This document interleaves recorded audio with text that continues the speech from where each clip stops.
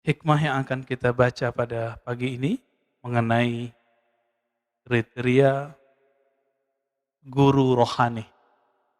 Dalam bahasa ahli zikir disebut mursyid atau disebut murabbi.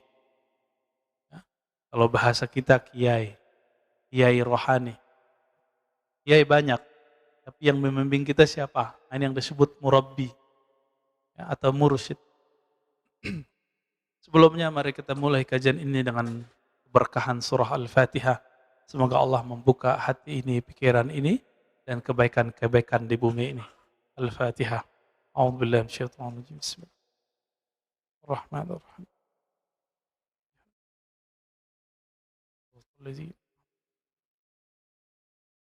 Amin. Apa kata Imam Athaillah As-Sakandari? La tashab man la yunhiduka haluhu wa la yadulluka 'ala Allahi maqaluh. Engkau tidaklah perlu berguru atau janganlah engkau berguru bersuhbah. Jadi dalam bahasa Arab berguru itu disebut dengan istilah suhbah. Suhbah itu artinya kita bersahabat karib, dekat dengan seseorang yang mana kalau dia berbuat sesuatu, perbuatannya itu memberi efek ke dalam diri kita. Disebut dengan suhbah. Apa kata beliau? Jangan engkau bersuhbah, bersahabat dengan orang yang halnya, keadaannya dia tidak yunhiduka, tidak menumbuhkan nahdah. Apa arti nahdah? Kebangkitan rohani. Jadi kalau kita duduk bersamanya, melihat amalannya, bahkan melihat diamnya, itu membuat hati ini semangat untuk memperbaiki diri. Nah, berarti sudah mulai ketemu nih gurunya siapa. Jadi ketemu, iya, kita kemudian sibuk dengan memikirkan bagaimana membersihkan diri, bukan untuk menjudge orang lain. Nah, ini coba hati-hati. Kalau ketemu guru, ketemu dia, bikin kita ingin mencari pisau, mencari senjata untuk nyalahin teman. Itu bukan guru antum yang hakiki. Ya, itu setan berbaju ustadz.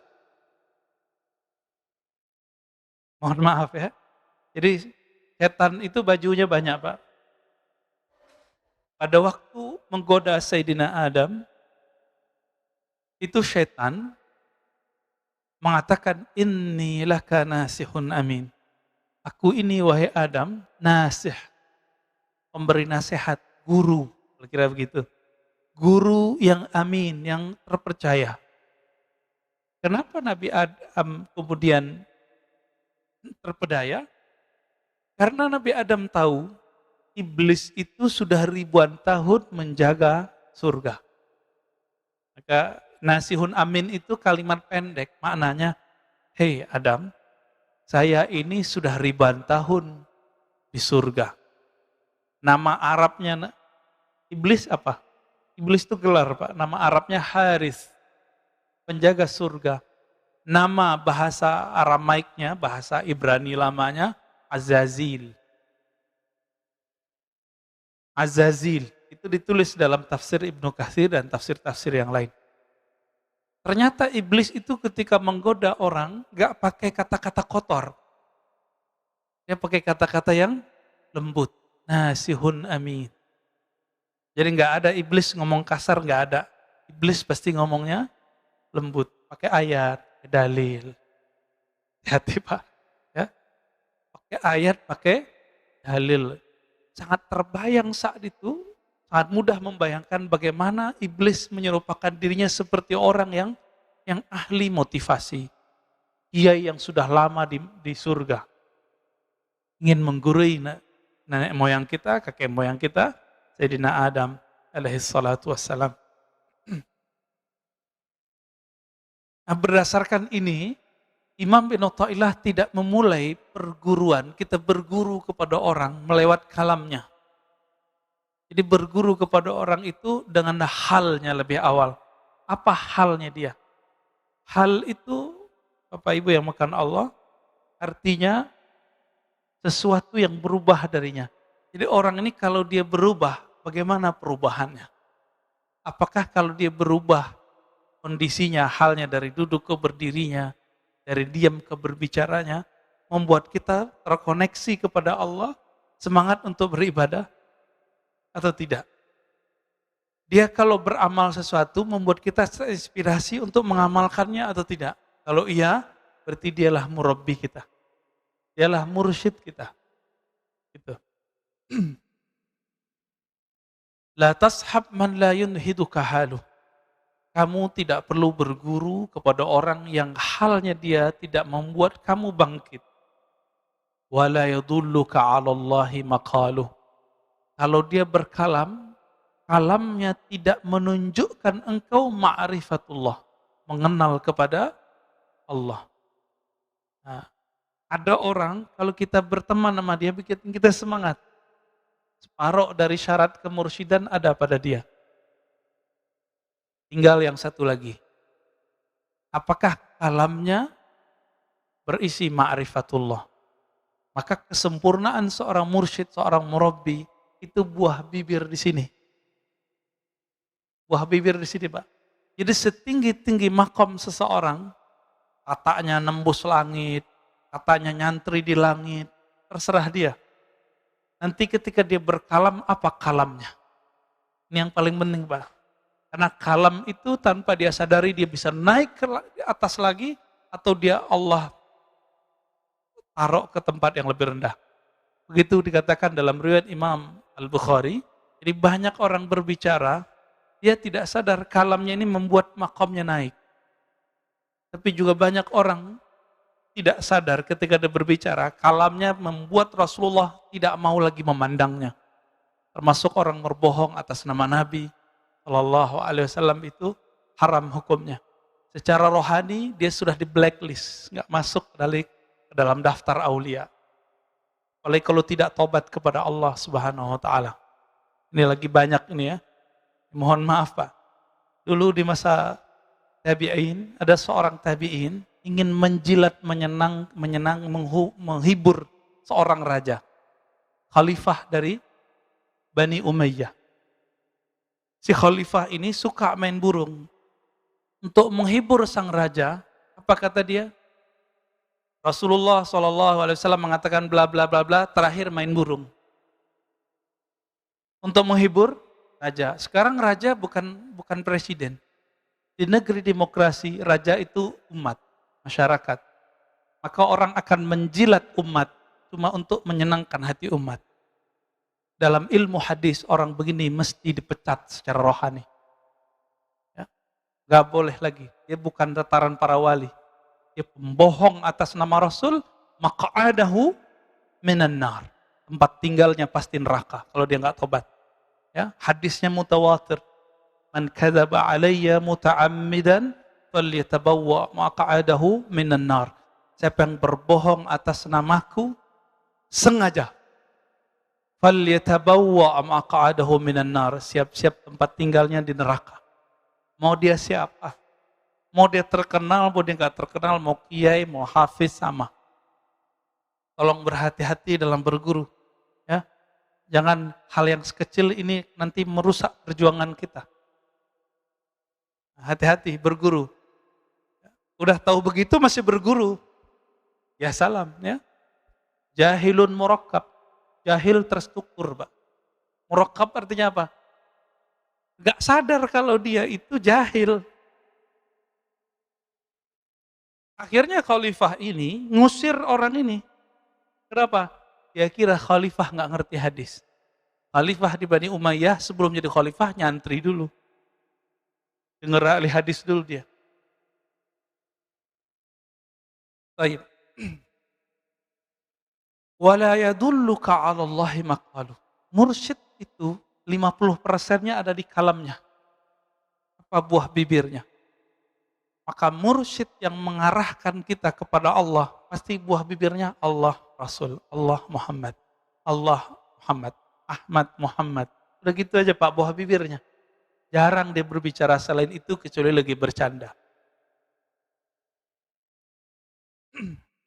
Maka disinilah terungkap bahwa martabat kewalian itu beragam. Martabat kewalian. Tingkatan para wali itu ada wali yang mengajarkan hanya sekedar fi'lullah, perbuatan Allah. Disebut ma'rifatul af'al. Si wali ini mengajarkan, oh ini loh alam semesta, ini ciptaan Allah, ini biasa. Ini rata-rata nih mursyid di sini. Guru-guru ngaji, ustadz-ustadz di sini nih. Kalau ada orang sakit, oh sabar ya, ini ujian dari Allah, itu mau biasa Pak. Ya. Tapi ada level 2, ma'rifatul asma. Guru yang sudah mengenal nama-nama Allah. Karena pintu menuju surganya Allah, pintu menuju taman-tamannya Allah adalah nama-namanya. Kita di dunia ini cari nama Pak. Kenapa orang kuliah sampai doktor, sarjana S1, S2, udah dokter mau cari profesor, itu mau cari tambahan nama. Biar di depan namanya atau di belakang namanya ada tambahan. DR, DRS, DRA dulu ya. Teman-teman Pak Mirwan tuh masih ada dokterandes kan? Masih ya? Kirim udah enggak Pak? Dulu orang BA aja udah sangat bangga. Dulu orang SAG, sarjana alam gaib, itu udah bangganya bukan main Pak. Tapi sekarang orang magister aja lewat. Ya. Pengen nambah lagi dokter. Begitulah manusia gak puas-puas. Ya. Orang cari nama. Ada orang udah gak nyari nama gelar-gelar akademis. Sekarang dia nyari gelar-gelar rohani. Maka dalam dunia tarekat, ujian seorang murid adalah ingin mencari gelar kemursidan. Nah ini ujian para salik. Ingin dapat ijazah dari gurunya supaya disebut sebagai mursyid. Nanti di depan namanya ada gelar syekh. Oh, itu berat itu.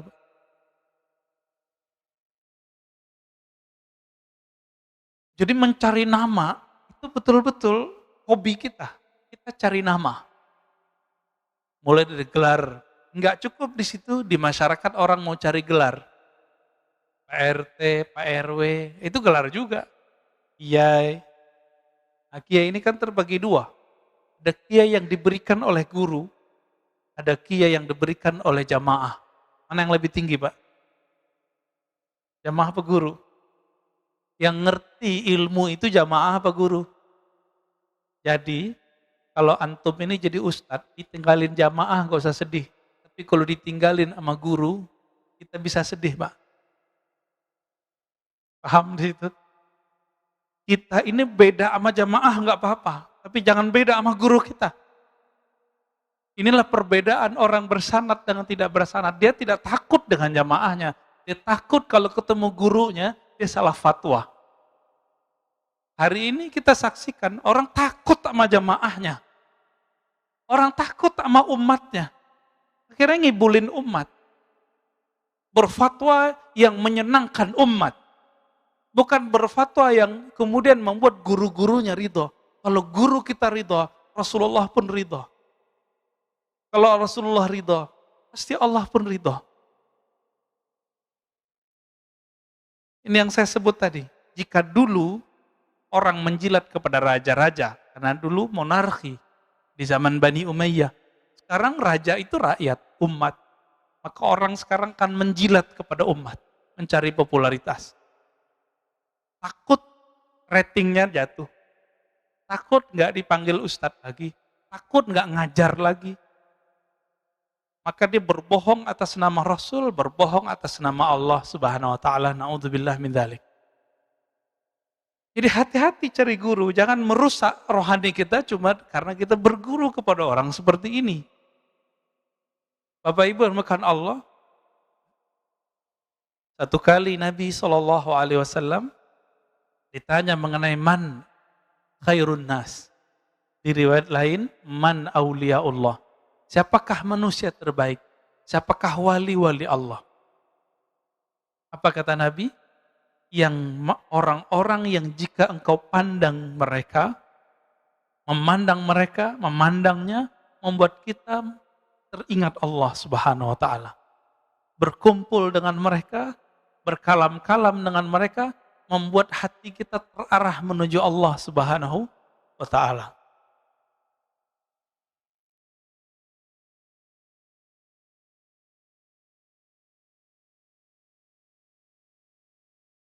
Maka dikatakan dalam kitab ini, ya, Imam Az-Zarruq, Imam Ibnu Ajibah, apa kata beliau ketika menjelaskan kata kalimat di hikam? Was-suhbah fit tariq amrun kabir. Berguru itu dalam menjalani atau menempuh jalan kepada Allah itu amrun kabir. Adalah perkara yang sangat penting. Kita kenapa milih anak untuk masuk sekolah A, sekolah B, padahal kurikulumnya sama? Karena kiainya, karena gurunya, karena ustadznya. Benar nggak? Kita mau bayar mahal cuma karena di sini ada sistem yang bagus, gurunya disiplin. Untuk anak, untuk kesuksesan dunia, kita begitu Pak. Untuk akhirat begitu nggak? Ya, ketat nggak berguru? Inilah makna dari kalam beliau. Oleh karena itu muncullah suatu kalimat dari Abu Yazid Al-Bustami. Ini bukan hadis ya. Ini kalam ulama salafus saleh, wafat 261 Hijriah. Sezaman dengan Imam Muslim. Man la syaikha lahu fa syaikhuhu syaitan. Yang tidak punya guru mursyid, maka gurunya adalah syaitan. Nanti was-wasnya yang main. Itulah yang terjadi pada orang-orang, baik dia orang-orang spiritualis ataupun pergerakan. Ya. Kita udah punya pergerakan nih harakah, tapi nggak punya murabbi rohani. Punya murabbi, tapi murabbinya pun tidak punya murabbi. Nggak nyambung kepada Rasulullah Shallallahu Alaihi Wasallam. Apa yang terjadi? Ya siap-siap saja. Was-was yang muncul adalah was-was syaitan. Dikira itu dari Allah. Dikira dari Nabi, padahal dari syaitan. Kita sudah membahas di kitab Ar-Risalah Al-Qushairiyah. Setiap hari ada khatir, ada lintasan masuk ke dalam diri. Ada berapa banyak lintasan masuk ke dalam diri kita? Nah, ini belum saya sebutkan di Risalah Qushairiyah. Ya. Dalam kitab Imam Al-Kattani disebutkan dalam kitabnya Khabi'atul Qaun. Jadi perbendaharaan alam. Setiap hari ada lintasan masuk ke dalam kalbu kita sebanyak 70.000. Lewat aja. Kadang masuk dengan sebab nonton TV, dengerin pengajian, melihat tetangga, melihat ada orang tengkar, melihat ada orang yang mesra, melihat ada orang maksiat, melihat ada orang taat, itu muncul 70.000. Sedangkan jam kita cuma 24 jam. Ini tinggal dihitung Pak, berapa detiknya itu. 70.000 masuk setiap hari. Kalau itu tidak dibarengi dengan cahaya kalbu, maka lintasan ini belum tentu dari Allah. Jika lintasan itu dari Allah, ciri-cirinya bertambah ma'rifatnya kepada Allah. Dia mengenal Allah lebih banyak. Nomor 2, jika itu berisi perintah kebaikan, maka dia dari malaikat. Jika itu bersumber dari diri kita, biasanya tumbuh syahwat. Jika bersumber dari syaitan, dari iblis, maka yang terjadi apa? Bertambah syak dan was-was. Bertambah sombong. Ah, ini tadi saya cerita tentang Nabi Adam. Nabi Adam yang goda siapa? Bukan setan Pak, langsung engkongnya. Siapa? Iblis, namanya siapa tadi? Azazil. Bahasa Arabnya Harith. Tolong diingat. Syaitan ini setiap hari ngirim tentaranya sekitar 70.000 kepada orang-orang. Ini disebut bayangan-bayangannya atau tentara-tentaranya. Di Quran disebut junud. Tentara Allah, tentara syaitan. Ada dua. Jadi si Azazil ini, Bapak harus tahu, Azazil ini dulu bertirakat di surga. Sampai dia dekat kepada Allah dan memandang Allah berkalam-kalam dengan Allah. Maka si iblis punya ma'rifatullah. Hati-hati. Si iblis punya ilmu ma'rifat, Pak. Iblis ini punya ilmu bagaimana cara menceritakan tentang Allah. Si iblis ini kemudian mempunyai 70.000 prajurit ring satu. Ini ring satu kita sebut nih, 70.000. Ini ring satu ini Bapak Ibu yang melakukan Allah, jika Azazil tugasnya menggoda para nabi, maka ring satu ini tugasnya ngapain? Menggoda para wali. Jadi wali-wali Allah itu dikirimin kepada mereka kalam-kalam yang dulu didapat oleh Azazil waktu dia bertirakat di surga. Hati-hati Pak. Ya. Jadi tidak semua kalam-kalam rohani yang didapat oleh seseorang, meskipun itu tentang Allah, itu semuanya dari Allah. Siapa tahu dari iblis. Tapi yang dikatakan iblis benar nggak? Jika itu tentang bab hakikat, dia benar. Nih, coba kita bilangin, kita kasih tahu. Iblis pun nggak berani berbohong tentang hakikat, Pak. Nggak berani bohong. Jadi kalau dia cerita tentang keesaan Allah, keindahan Allah, itu dia nggak berani bohong. Maka ketika si tentara-tentara iblis ini, ring satu ini turun kepada para wali, kalam yang didapat wali jika dia dapat ilham, itu persis sama seperti yang didapat dengan iblis. Persis sama. Kalau enggak, mana mungkin Nabi Adam bisa terpedaya? Mana mungkin seorang Barsisa itu bisa tergelincir? Enggak mungkin. Terus bagaimana caranya? Makanya kalimat belakang dari teks ini, wala yadulluka 'alallahi maqaluh. Tidak mengajarkan kepada Allah tentang Allah kalamnya. Tentang Allah itu dibagi 4. Untuk fisik namanya hukum syariat. Untuk nafsiyah kita, jiwa kita namanya thariqah. Untuk pemahaman kita namanya haqiqah. Untuk keilmuan kita disebut dengan ma'rifah. Ini pembagian begini ulama kita yang bagi, Pak. Ya. Sebagaimana ahli fikih boleh membagi hukum, ahli hadis boleh membagi jenis-jenis hadis, maka ahli qalbu pun membagi supaya muridnya gampang memahami. Bagaimana? Kenapa saya sebut 4 tadi? Syariah, thariqah, apa tadi? Haqiqah, hakikat, ma'rifat. Si iblis bawa ma'rifat paling ujung. Jadi semua orang beramal supaya dapat paling ujung ini. Iblis kan dulu sudah dapat ini. Dan dia simpan dalam memorinya. Dia kirimlah memori itu kepada tentaranya ring satu tadi. Tentaranya ini datang kepada wali-wali. Membisikkan hal yang sama. Cuma ingat, nomor 2, 3, dan 4, iblis bisa menyamar. Tapi nomor 1, yang paling bawah tadi apa? Syariat. Iblis nggak bisa nyamar, Pak. Iblis nggak bisa nyamar. Jadi setinggi-tinggi makom seorang wali kiai, itu tetap testing awal dan akhirnya itu di syariat. Dan itu terlihat dari kalamnya. Maka gampang ngecek ini wali Allah atau wali setan. Nih mohon maaf nih, di antara wali-wali itu ada wali namanya wali sufi. Karena dia soleh. Ada wali namanya malamatiyah. Malamatiyah ini wali, tapi tidak mau menunjukkan kesolehannya. Jika mereka ada di sisi kita, mereka itu ujian bagi kita, Pak. Mereka itu nguji Pak Mirwan. Sholatnya nanti khusyuk atau ingat orang itu. Nanti kalau Pak Mirwan ketemu, Pak, kita lagi sholat nih, depan masjid dia berisik. Dia nggak ikut sholat sama kita, padahal dia nanti sholat juga.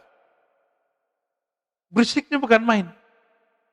Dalam sholat Pak Mirwan bilang, ini iblis ini. terlaknat ente. Ada kalimat begitu, udah kemasukan iblis. Jadi orang-orang ini namanya wali malamatiyah. Apa arti malamatiyah? Adanya dia, itu nguji kita, kita bakal menghujat dia atau tidak, disebut malamatiyah.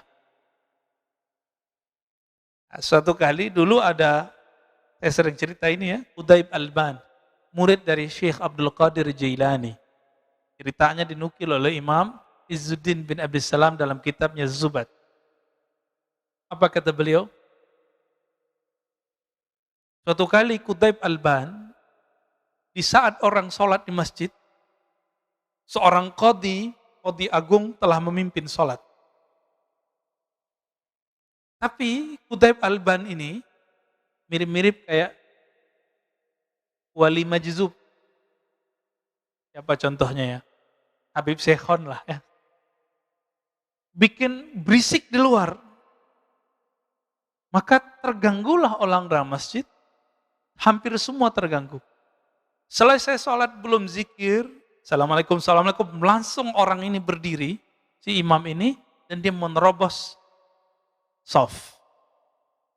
Sekedar ingin jambangin. Ingin kasih pengajaran kepada orang yang berisik di depan masjid. Apa kata si hakim yang jadi imam ini? Wahai musuh Allah. Wah, kalimatnya langsung begitu. Hati-hati Pak. Ini ciri-ciri orang nggak lolos kalau kena uji wali yang level 2. Kalau sama wali level 1 kebanyakan kita bener. Ya bener, dia soleh, pakai serban, pakai gamis, pakai sajadah, pakai tasbih. Kita gampang tahu. Tapi kalau wali level 2 ini, kita susah mengenalnya. Dikata-katai lah ya oleh si imam ini. Jadi imam ini apa yang dia kata-katai dalam sholatnya itu keluar semua. Ya Qutaib Alban senyum aja. Akhirnya Qutaib mengatakan, wahai Tuan Hakim, Tuan Qadhi, Tuan Imam, semua gelarnya disebut. Apakah engkau mengetahui semua ilmu Allah? Apa jawaban dia? Enggak. Tahukah engkau wahai Tuan Qadhi, Tuan Hakim, akulah ilmu yang Allah engkau tidak tahu itu. Bingung dia. Baru situ Pak dia kemudian melepaskan orang ini. Baru dia sadar. Oh iya juga ya. Lagi sholat, kita terganggu sama orang begitu. Ya. Ini kejadian juga Pak waktu saya lagi khutbah di komplek tadi sono. Orang lagi bangun di depan masjid. Lagi khutbah, lagi sholat, datang truk. Dari tadi dia nggak datang. Pas kita lagi sholat, dia turunin tuh pasir. Orang nurun pasir berisik nggak Pak? Masjidnya belum ditutup seperti ini, masih kebuka separuh. Berisiknya bukan main. Saya jadi imam. Ya dalam hati kita, waduh ternyata Qutaib Alban zaman baru, kang pasir Pak. Habis sholat, itu muazinnya ngutuk-ngutuk. Siapa tuh orang terlaknat yang ganggu kita sholat. Persis kalamnya seperti itu. Ini wali malamatiyah ini. Dia datang nguji kita.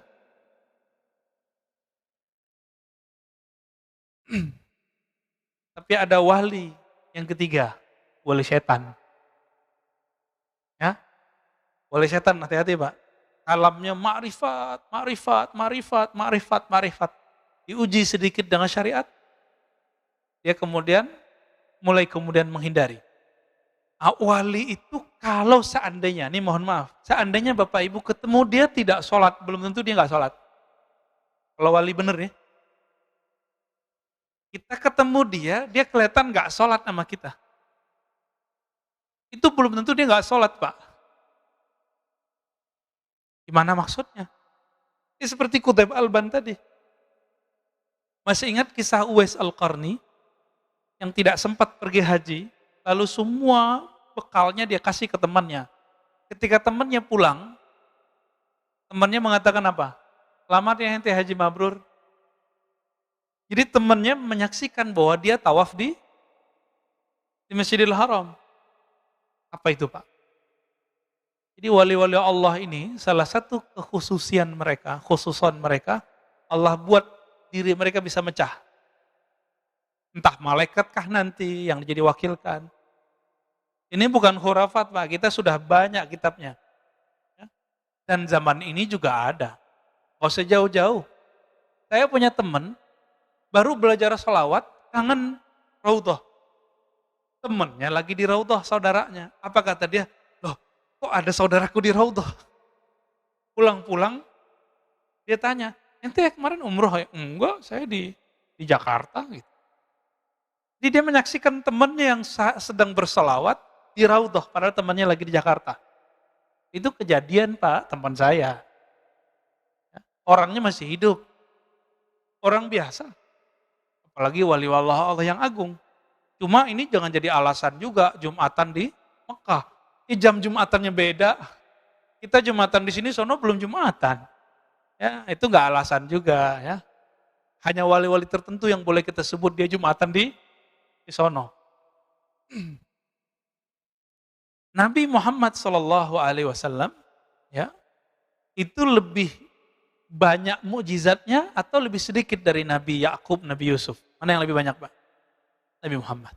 Di saat Nabi Yusuf tergoda di Mesir, Nabi Yusuf yang ada di Mesir, ayahnya lagi di Yerusalem.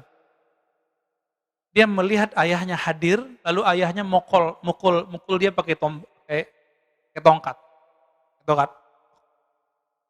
Bapaknya di kampungnya, dia lagi di Mesir, udah puluhan tahun gak ketemu. Mau dipukul, rasa sama dia, padahal jaraknya jauh. Nah ini ada, nanti silakan cari tafsir surah Nabi Yusuf di tafsir Ibnu Katsir. Ya, nanti ketemu. Bapak Ibu yang makan Allah, jadi wali-wali setan ini ngeceknya cuma satu, syariat. Dia nggak sholat nih, tapi dia mengingkari sholatnya. Jadi wali palsu itu mulai muncul kalam di lisannya. Perlu tuh sholat, berarti dia wali setan. Inilah hebatnya Imam Syafi'i. Apa kata Imam Syafi'i? Kalau ada orang tidak sholat, tapi tidak mengingkari kewajiban sholat, dia masih muslim. Saya baru paham Pak di situ. Beda sama muridnya. Imam Ahmad bin Hambal, orang yang nggak sholat, dia kafir. Imam Syafi'i sudah melihat kenyataannya. Banyak orang yang tidak menunjukkan dirinya sholat, tapi dia tidak mengingkari sholat. Ya beberapa tahun berikut dia tobat, menjadi wali Allah, jadi kekasih Allah. Ini perlu kita ketahui juga. Allah memilih walinya di dunia atau semenjak alam azali Pak. Al-Qadim, Allah Qadim. Lalu ada alam sebelum waktu. Alam sebelum waktu disebut dengan azali. Apa namanya? Azali. Jadi kalau ada kiai nyebut azal, itu dia maksudnya. Jadi belum ada pagi, sore, siang, belum ada kemarin, belum ada besok, belum ada sekarang. Itu azali. Alam azali, di alam azali ini Allah sudah hembuskan nafas. Maka muncullah cahaya. Dan Allah sudah tetapkan siapa yang jadi wali-walinya. Jadi walaupun ini di dunia ini orangnya sekarang maksiat. Selama dia tidak mengingkari syariat dengan kalamnya, maka dia mungkin nanti bisa jadi wali Allah. Bapak masih ingat kisah Fudail bin Iyad? Itu perampok Pak. Fudail bin Iyad itu perampok. Jadi dia kalau ada orang lewat, ya mirip-mirip kayak apa tuh kalau sekarang tempat yang sepi terus ada yang jambret gitu ya. Mirip-mirip begitu. Ini Fudail. Tapi karena rohnya adalah bibit kewalian, ada satu saat membuat dia nanti jadi titik baliknya, dia menjadi kekasih Allah Subhanahu wa Ta'ala. Junaid al-Baghdadi itu jadi kekasih Allah karena apa? Titik baliknya, rohaninya sudah jadi wali tapi dia belum sadar. Junaid ini kan pegulat. Dia pegulat. Jadi kalau gulat Pak Mirwan sekali sentil jatuh ya. Junaid. Jadi kalau sekarang jawara lah. Suatu kali untuk hal yang lebih besar, hadiahnya gede, dia berlawanan dengan seorang Habib zuriat Rasul. Apa kata Zuriat ini udah tua? Junaid masih muda. Maka wali ini bisa saya jadi muda. Hei Junaid, ente tahu nggak siapa saya? Saya adalah zuriat Nabi. Saya banyak hutang, saya banyak anak.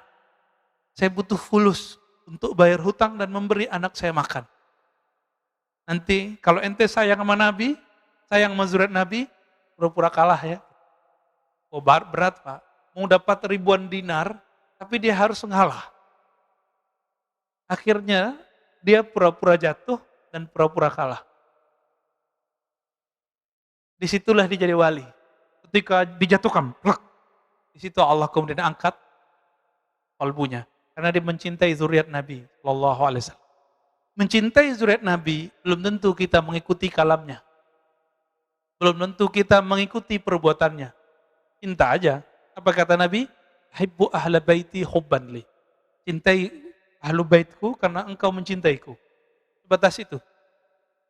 Jika ahlu bait ini tidak ikut Nabi, kita nggak ikut. Kita nggak ada urusan. Inilah makna ya. Man la syaikha lahu fa syaikhu syaitan. Yang tidak berguru, gurunya syaitan.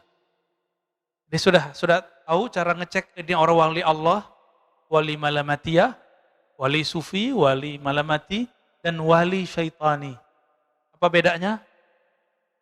Dia ingkar syariat atau tidak? Dengan kalam Pak. Ini di kalam, bukan di perbuatan. Tapi di kalam.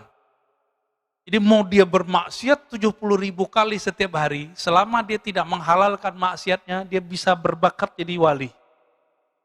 Tapi mau dia sholat 1000 rakaat, kalamnya kalam ma'rifat, setiap hari bermajelis dengan Allah, tapi dia bilang, sholat tidak wajib, yang halal haram. Udah Pak, itu wali setan. Dari mana kita tahu? Kita taunya dari kisah Syekh Abdul Qadir Jilani. Datang kepadanya setan berupa cahaya, setan yang ring satu tadi. Membawa ma'rifat iblis, ma'rifat iblisiyah. Dengan semua kalam-kalam yang mirip dengan kalam yang didapat oleh para nabi dan para wali yang lain. Tapi di ujung, jadi ini berhari-hari, bahkan bertahun-tahun, Syekh Abdul Qadir Jilani dapat kalam-kalam rohani, isinya ma'rifat, itu dia terima, iya. Ketika si yang punya kalam ini mengatakan, tahukah engkau wahai Abdul Qadir Jilani, semenjak detik ini, semua yang haram halal bagimu. Langsung Syekh Abdul Qadir Jilani senyum. Iblis nih. Iblis ring satu. Tapi Imam Junaid ditanya, mungkinkah seorang wali berselingkuh? Mungkinkah seorang wali bermaksiat? Mungkinkah seorang wali terjebak korupsi? Mungkin. Selama dia tidak menghalalkan itu. Selama dia tidak menghalalkan itu. Itulah rahasianya. Kenapa pembohong atas nama Rasul langsung tempatnya di neraka Pak? Karena di kalam. Di kalam ini penting sekali.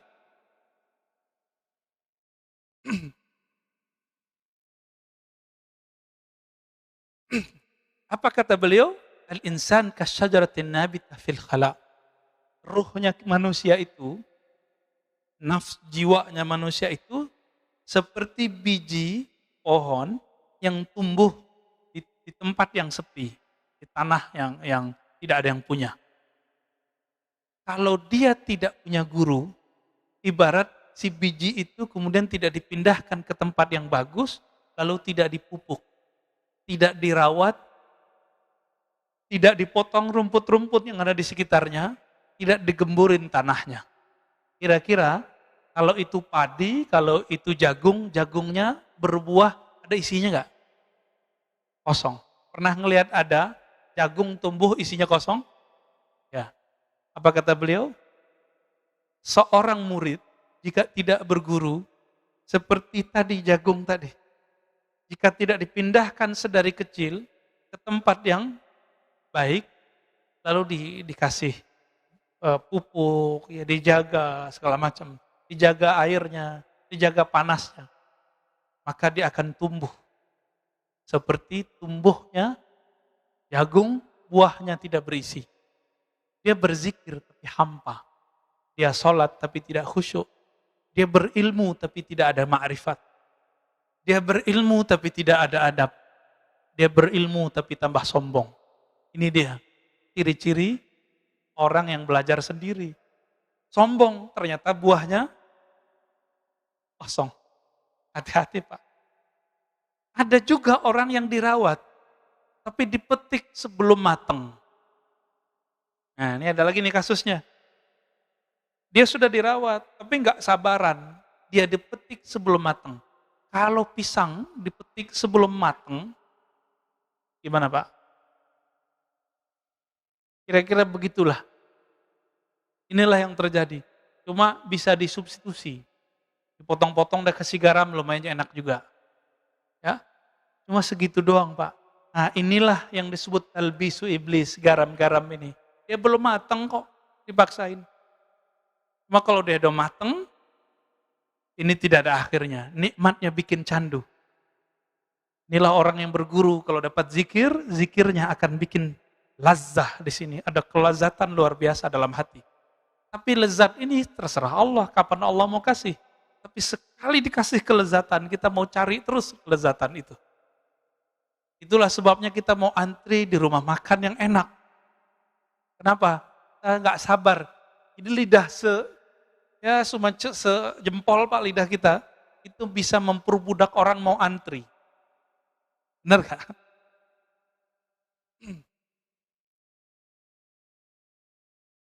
Itulah sebabnya Bapak yang melakukan Allah, orang-orang yang tidak berguru, meskipun bijinya bagus, gak jadi. Tapi ada orang, udah tumbuh nih, udah agak sedang tumbuhnya. Dilihat oleh seorang petani, wah ini kasihan nih kita pindahin. Gak telat kok, masih bisa tumbuh. Sebelum nyawa ini berpisah dengan badan, belum ada kata telat. Berguru, cari ahli ma'rifatullah yang bersyariat. Yang mengindahkan syariat dengan kalamnya. Ya. Ada orang soleh secara zahir, tapi kalamnya merendahkan orang, berbohong atas nama Rasul. Kita nggak masuk itu. Kita nggak masuk itu Pak. Ya. Ini sudah melanggar adab-adab Nabi. Nah di sini, bagian terakhir yang mau saya sampaikan. Masih panjang ya, mau syuruk. Ada kriteria syekh yang ideal. Mau cari guru yang ideal, ini dilengkapi di sini oleh Imam Ibnu Ajibah mensyarah kitab Hikam. Ilmun sahih. Pertama, ilmunya harus sahih. Itu yang tadi saya katakan. Ilmu yang sahih itu, ma'rifatnya tidak membuat dia membatalkan syariat. Ya. Sekarang kebalikan, antum punya guru kebalikannya. Dia syariatnya bagus, tapi dia membatalkan ilmu hakikat. Banyak hari ini? Banyak. Mulai dari yang mengingkari ilmu tasawuf, ilmu ma'rifat, yang memusuhi mereka, yang menzindik-zindikan mereka, itu banyak. Sampai yang berbohong atas nama mereka, banyak. Itu sama semua tuh. Gimana Pak? Jangan-jangan kita berguru sama mereka nih. Ya? Ini syariatnya oke, jadi ilmu syariatnya bagus, tapi ilmu hakikat dia batalkan. Ciri-cirinya sederhana, dia ngomong, gak ada tuh ilmu hakikat, gak ada tuh tarekat, gak ada tuh. Tasawuf zindik. Ini kalau udah ngomong begini ya salam. Ya. Jadi berarti ilmunya belum sahih. Sebaliknya ma'rifatnya tinggi tapi dia mengingkari syariat. Batal. Wa dzauqun sarih. Zauq yang sarih. Apa arti zauq? Perbedaan antara ahli qalbu dengan ahli fikih satu aja Pak. Ahli kalam, ahli akidah. Ahli akidah, ahli tauhid, itu sering bercerita tentang Allah beristawanya gimana, turunnya gimana, sifatnya berapa, sifatnya begini, sifatnya begitu, takwil boleh atau tidak, pembagian tauhid, namanya orang ahli tauhid. Ahli di teori. Tapi orang ini kebanyakan tidak merasakan kehadiran zat yang dia ceritakan. Dicek aja sholatnya Pak. Ini bisa ngomong Pak. Sajanah ini bisa ngomong, tempat ini bisa ngomong. Apa kata Imam Yahya bin Mu'adz Ar-Razi, Imam Salafus Saleh. Ahli kolbu itu bisa mencium harum semerbaknya kolbu para wali. Jika dia setelah menciumnya, dia akan mengejarnya. Bekas-bekasnya terlihat. Sajadah ini bisa ngomong, siapa aja yang sholat di sini dia bisa ngomong.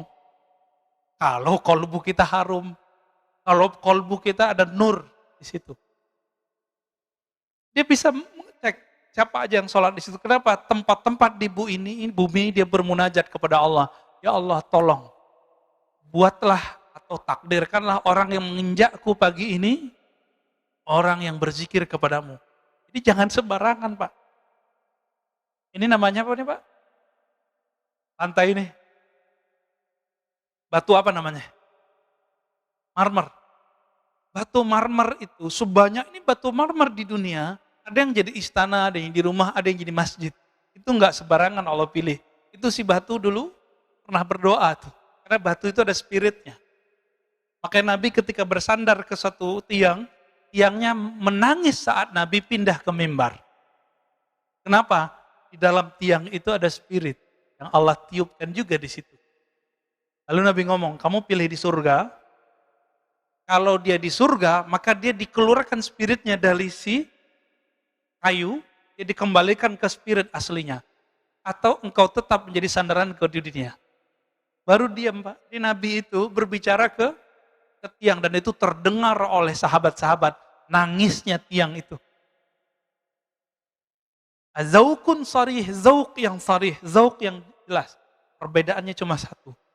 Ahli kolbu merasakan Allah, sedangkan ahli akidah menteorikan Allah. Nah, di bab teori ini banyaklah orang salah menyalahkan. Ya. Seorang ustadz mengatakan apa? Akidah Asy'ariyah, orang belajar sifat 20 sesat. Banyak, Pak. Alhamdulillah masjid ini beberapa tahun yang lalu sudah berhasil mengangkat orang ini tidak ngajar lagi di sini. Tempat bejibaku juga ya. Alhamdulillah. Ya. Itu guru-guru Bapak semua di kampung dulu, kiai-kiai kita di kampung itu dianggap sesat sama dia. Dia minta ngaji di sini, tapi giliran pengajian kita dia nggak mau hadir. Ya kan? Nah, ini problem ini. Ini zauknya nggak sorry. Cerita tentang Allah, tapi nggak merasakan.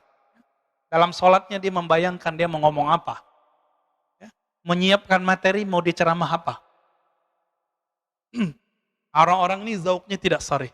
Zauk yang sorry, lisannya membaca nama Allah, kalbunya merasakan yang punya nama. Disebut dengan zauk yang sorry. Jadi lisannya dibenarkan oleh kalbunya seiring dengan lisannya. Baru disebut zaukun sorry. Jadi enggak sandiwara. Ya banyak, saya udah ketemu banyak ahli zikir Pak, yang pura-pura nangis depan muridnya juga ada. Ya sebelum ketemu dia bahasa-bahasain dulu matanya. Kita lihat. Ya semenjak saat itu saya nggak mau lagi ikut kajian dia. Ya. Kita melihat kepalsuan-kepalsuan itu ada. Orang mengira ini kesalahan ahli zikir kalau tidak berguru atau berguru mentok ditinggalin gurunya. Dia kira puncak dari zikir nangis, enggak. Puncak dari zikir adalah ma'rifatul mazkur. Mengenal siapa yang dizikirkan. Itu puncak dari zikir.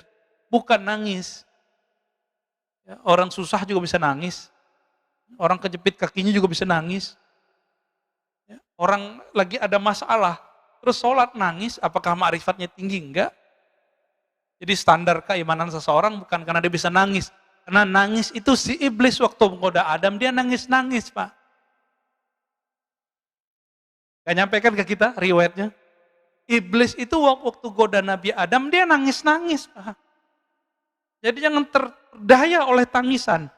Wala yaghurrannakum billahil gharur. Orang bawa-bawa nama Allah, bawa-bawa nama Rasul untuk menyentuh kalbu.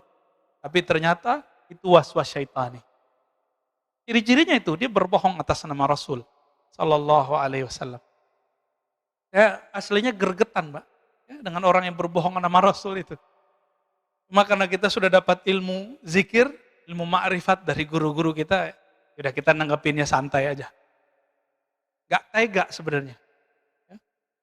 Kalau ahli hadis yang asli, Kiai Ali Mustafa dulu, guru saya, itu ngisi di Selas TV nasional. Ada seorang ustadz membacakan hadis itu dhaif jiddan, sangat lemah. Tapi populer. Ramadan awalnya rahmat, tengahnya maghfirah, akhirnya itqu minan nar. Dibacakan oleh si ustadz ini, dia nggak sowan dulu sama kiai. Udah jelas ada kiai minta izin kayak nanya dulu, Pak Kiai ini saya mau bacain hadis ini, Bu. Sahih apa enggak? Main baca-baca hadis aja. Inilah rahasianya. Kenapa ahli hadis mengatakan Allah yuhadditsa bihadrati man huwa aula. Jangan kamu menyampaikan satu hadis berceramah, memberikan motivasi di depan orang yang lebih utama darimu. Kita tambahkan illa biizni, kecuali dengan izinnya, ridhonya. Bapak kalau lihat 2010 itu orang dibantai oleh Kiai Ali Mustafa Yakub. Ya, langsung diambil mic ditanya, kamu tahu nggak ini hadis riwayat siapa? Ini sahih apa enggak? Si ustaznya bilang sahih, saya nggak inget ya. Dia bilang sahih, saya ingat saya itu. Dibantai habis-habisan. Ini hadis dhaif jiddan. Riwayat Imam Ibnu Huzaimah meragukan kualitas hadisnya. Ente sampaikan ke manusia. Tapi manajernya nggak berani marah sama kiai hadis. Galak duluan soalnya. Baik.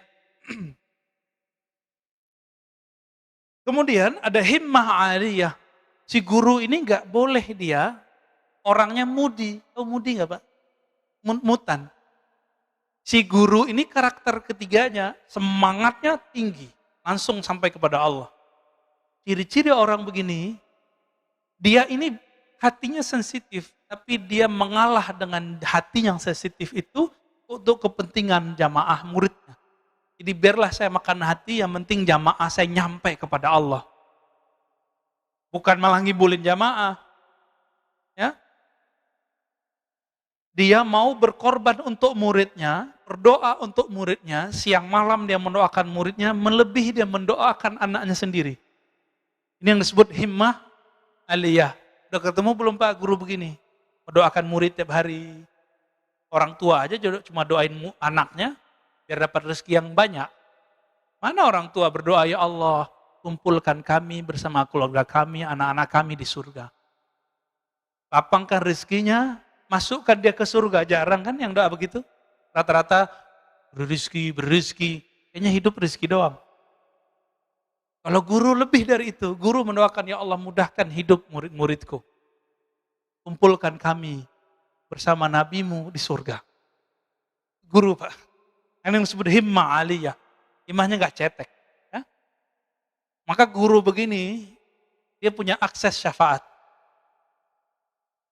Walaupun dia tidak bisa memberi syafaat secara mutlak, dia harus dapat izin dulu dari Nabi Muhammad Sallallahu Alaihi Wasallam. Wahalatun mardiyah. Nah, kondisi orang ini, kondisi itu ada dua. Kondisi rohani, kondisi fisik. Kondisi di sini adalah kondisi rohani. Kalbunya hanya berisikan nama Allah, ma'rifatullah, bukan dunia. Ini yang disebut hal. Hal artinya perubahan-perubahan. Keadaan dia kalau berubah dari Allah, Rasul, Allah, Rasul, Allah, Rasul, udah gitu aja. Cintanya cinta Allah, cintanya cinta Rasul. Kalau sudah ketemu orang begini, Bapak ambil ilmu dari dia. Karena apa? Karena dialah yang disebut al-mursyid al-kamil. Mursyid yang ideal. Yang pertama apa tadi? Ilmunya sahih. Syariat, tarekat, hakikat, ma'rifat. Tidak boleh bertentangan. Yang kedua, zaukun sarih. Dia lahir batinnya sama. Jadi lisannya dibenarkan kolbunya dibenarkan lisannya. Yang ketiga, himmah aliyah. Semangatnya tinggi, tidak gampang futur. Yang gampang futur siapa? Futur ini don, mudi. Itu jamaah murid. Tapi kalau guru nggak boleh futur. Ya, nggak boleh tersinggung dikit, kemudian nggak mau ngajar lagi, nggak. Ya. Yang keempat, Pak Mirwan senyum-senyum, kayaknya ada yang kena nih ya. Yang keempat, halnya mardiyah. Jadi dia kalau berubah, perubahannya selalu mengarah pada ridho Allah Subhanahu wa taala. Semoga kita bertemu dengan mereka, semoga kita menjadi murid-murid mereka. Amin ya rabbal alamin. Baik, ada yang mau didiskusikan Pak? Langganan terus, nggak ada tanya politik Pak ya. Ya.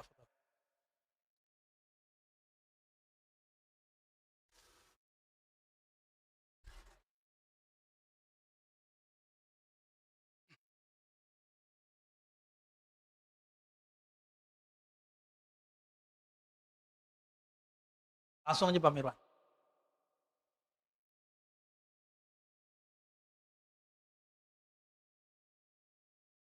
Itu nggak sabar ini.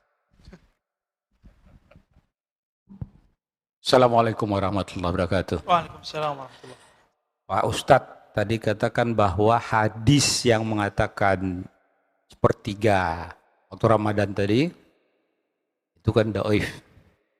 Tolong ini sering-sering sampaikan, mau di masjid sini atau manapun, supaya jangan ini terulang terus. Setiap tahun begitu, ternyata dhaif. Kita baru tahu sekarang ini itu dhaif. Ya, supaya jangan dosa itu terus-terusan berjalan gitu kira-kira mencegahnya. Insya Allah. Tuh. Yang kedua mengenai guru. Ya. Kalau menurut saya dengan adanya perkembangan teknologi, orang sudah cenderung bukan seperti orang dulu lagi, taat kepada gurunya. Tapi sudah mulai agak berpecah, ya terpecah karena banyak guru-guru lain yang di medsos.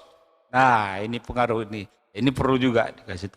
Yang ketiga mengenai ini tadi, kalau orang berbuat salah atau berzina dia, tapi dia tidak mengatakan berzina itu benar, tapi dia melakukan, ya. Nah, apakah ini yang dimaksud yang Ustadz sampaikan tadi, bahwa dia itu sebenarnya bisa saja nanti di akhir hidupnya dia menjadi wali.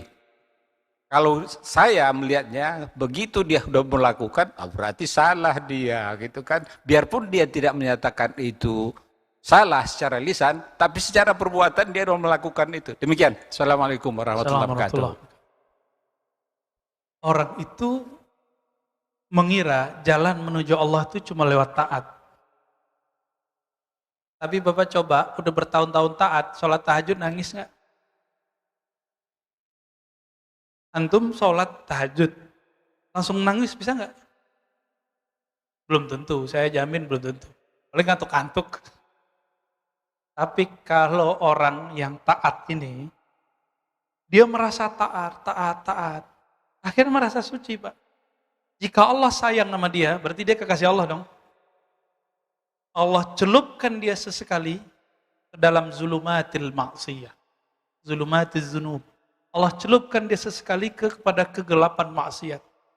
Ketika dia dicelupkan sekali, dia merasa dirinya kotor, lebih kotor dari semua pemaksiat di bumi. Disitulah dia jadi wali Allah, Pak. Bukan berarti dia menghalalkan perbuatan maksiatnya. Mau itu korupsi, meninggalkan sholat, mau apapun selain syirik ya. Yang nggak mungkin jadi wali itu musyrik doang. Nggak mungkin bisa jadi wali. Orang musyrik, syirik terbagi dua, ada zahir, ada batin. Syiriknya batin itu namanya ria. Ria ini yang masalah. Riaknya jamaah ingin dilihat sholat. Rianya ustadz lebih ganas, Pak. Rianya ustadz ingin disebut ustadz istiqomah. Ingin disebut ustadz pendirian. Ingin disebut ustadz anti dan pro. Anti siapa, pro siapa, Bapak terjemahin sendiri. Ini sama, ini mainan semua, ini mainan iblis semua ini. Mau anti pemerintah, mau pro pemerintah. Mau anti fulan, mau pro fulan. Standar kawalian bukan dari situ, tapi dari kolbunya.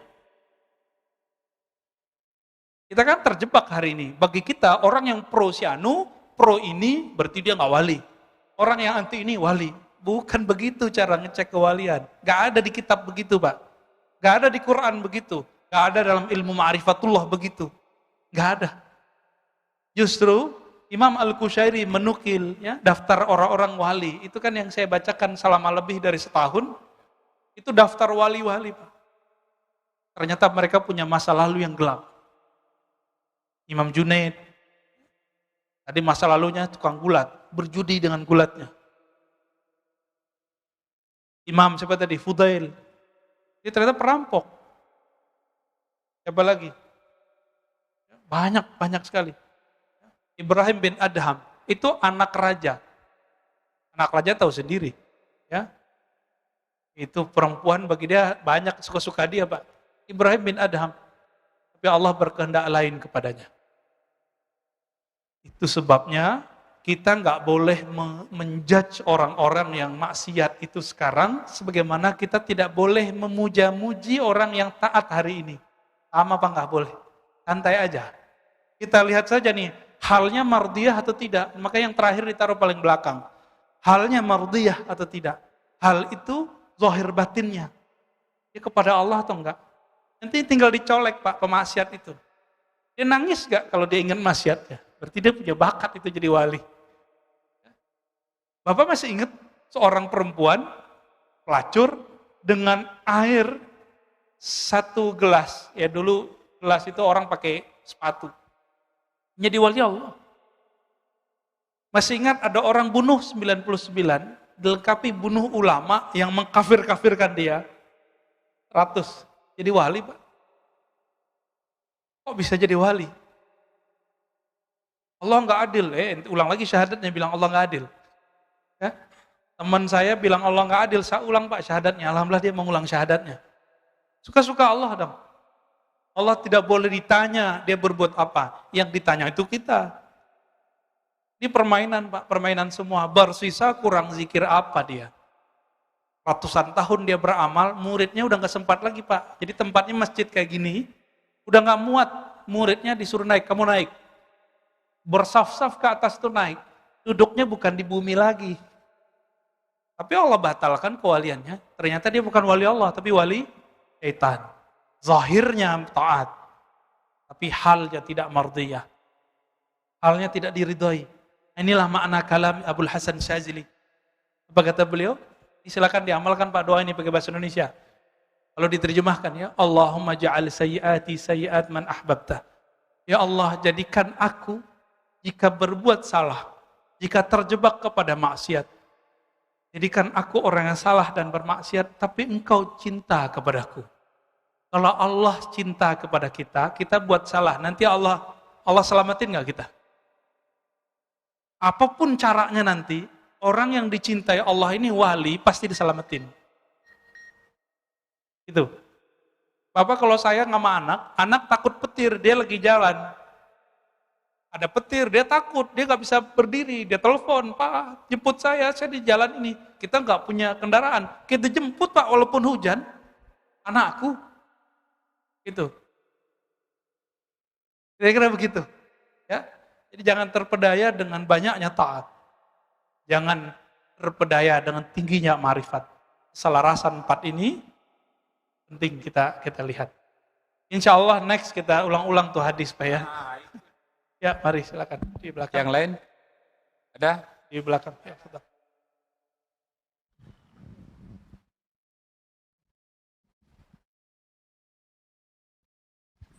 Assalamualaikum Pak Ustadz. Waalaikumsalam warahmatullahi. Ini saya lihat di medsos, Bapak ada komen mengenai suatu kitab. Guru dan kitab itu satu paket Pak. Bapak mengkhawatirkan, apa betul nih, saya nggak tahu hoax apa enggak ya Bapak, tapi Bapak ya, saya lihat di medsos itu, Bapak mengkhawatirkan ada satu buku, ada satu kitab, saya lupa namanya, yang katanya ini bahaya untuk generasi-generasi pendatang kita. Betul Pak? Apa ya? Saya ngajar banyak Pak, sebutin aja. Dari medsos itu saya lihat Bapak punya nama. Makanya saya ingin suatu komen dari Bapak mengenai ini. Karena saya ngajar kitab hampir di semua tempat. Guru dan kitab itu kan satu Pak ya. Jadi kalau diajarin sama guru dengan kitab yang Bapak bilang itu berbahaya untuk generasi yang akan datang kalau diajarin. Saya lihat di medsos itu Pak. Saya lupa, saya nggak bawa HP-nya, kalau nggak saya kasih lihat itu. Nanti kalau sudah bawa aja Pak ya. Iya. Kasih ke tahu saya. Ya itu. Baik. Kasih. Enggak, kalau komentar guru dan kitab satu kesatuan belum tentu Pak. Kitab ini ditulis oleh manusia. Benar nggak? Bisa salah nggak? Bisa. Itu udah jawaban udah. Ya. Tapi kalau Al-Quran bisa salah nggak? Penafsiran terhadap Al-Quran bisa salah nggak? Bisa. Hadis benar? Belum tentu. Ada hadis sahih, ada hadis dhaif. Tadi hadis tapi dhaif. Sama mimpi. Kata Nabi, juz'un min 64 nubuwah. Ya. 46 nubuwah. Mimpi itu 46 ada cabang-cabang kenabian. Itu salah satu ciri-cirinya adalah mimpi yang baik. Mimpi yang baik. Nah, kalau orang bohong atas sama mimpi, dia bohong atas sama Nabi. Hati. Ya, betul. Ada pertanyaan dari YouTube. Assalamualaikum warahmatullahi wabarakatuh. Salam. Apa yang mesti dilakukan kalau sempat dalam hati kita merendahkan orang yang tampak tidak lebih soleh dari kita? Yang pertama. Ya. Yang kedua, Assalamualaikum, mohon bertanya, apakah untuk mendekatkan diri dengan Tuhan dan melembutkan kolbu, kita harus belajar tasawuf? Dan apakah semua orang bisa mempelajari itu? Terima kasih. Wassalamualaikum warahmatullahi wabarakatuh. Assalamualaikum warahmatullahi wabarakatuh. Kalau kita merasa lebih baik dari orang, rendahkan orang gimana caranya? Gitu ya. Apabila kita tidak menyadarinya secara rohani, maka Allah jika sayang kita akan membuat kita sadar secara kontan. Kayak tadi, jika ada orang yang taat ini Allah sayang sama dia, terus dia merasa lebih taat dari orang, Pak. Apa yang Allah lakukan? Allah akan celupkan dia ke dalam maksiat, sehingga ketika dia selesai maksiat, dia kemudian ingat lagi, dia merasa hina di situ. Tinggal pilih, sadar sendiri, atau nanti Allah yang sadarin. Ya. Dan yang kedua, Bapak Ibu yang bukan Allah, ingat satu hadis. Tidak masuk surga, siapa yang di dalam dirinya ada 1 biji zarah kibr.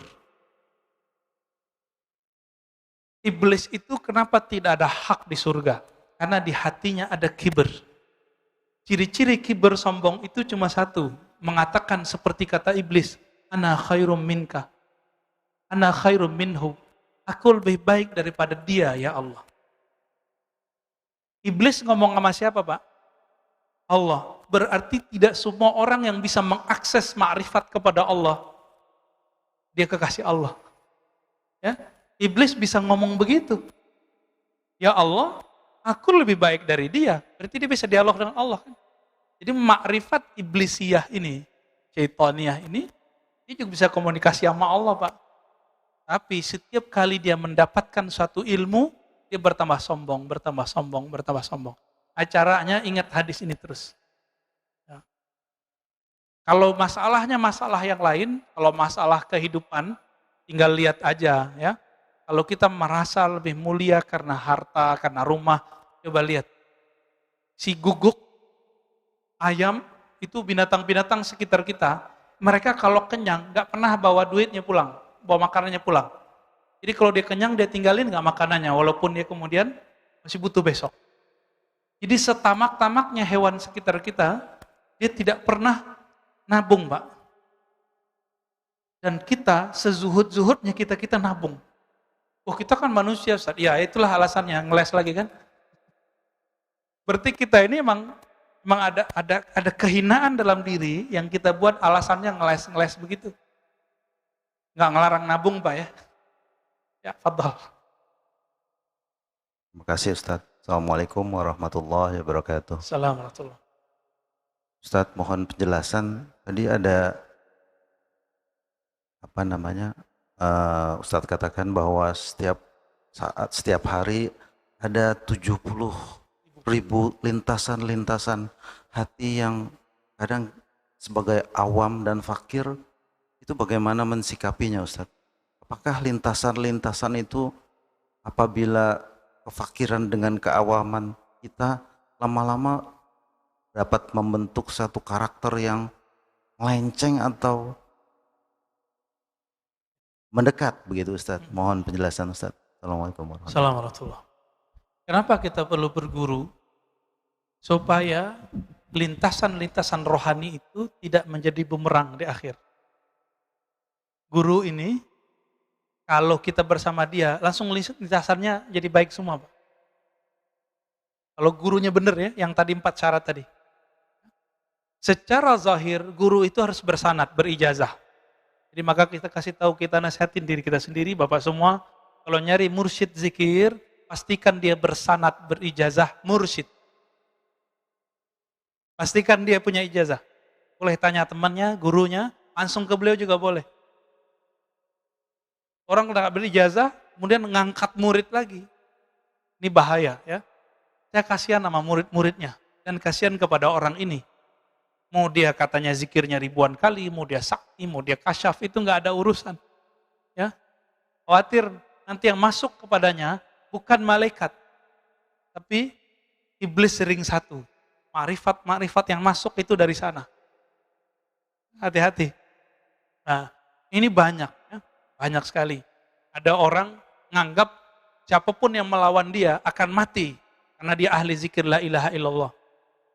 Loh, yang matinya juga ahli zikir la ilaha illallah kok. Karena lintasan itu masuk, dipoleslah oleh syaitan. Ente karena ahli zikir, orang yang tentang ente mati. Hanya apa yang begitu? Ya, ada seorang ustadz, dia ngaku begitu. Polisi macam-macam sama saya, tunggu aja sebulan 2 bulan, keluarga ente habis. Dia ngancam begitu. Ya, itu khatir. Jadi bagaimana caranya? Dia harus punya guru yang ahli mengerti khatir. Itu sebabnya di zaman Rasulullah, setiap pagi majelis Nabi itu mereka setoran mimpi. Setoran mimpi, Pak. Karena mimpi itu bagian dari khatar. Ini belum jelas setoran mimpinya apa, udah cerita aja kepada orang. Ya. Baik, kira-kira begitu, Pak. Kita cukupkan, semoga pagi ini diberkahi oleh Allah. Lintasan yang masuk ke kalbu diridai oleh Allah Subhanahu wa taala, bertemu guru yang Allah ridai juga hingga kita menjadi hamba yang diridainya.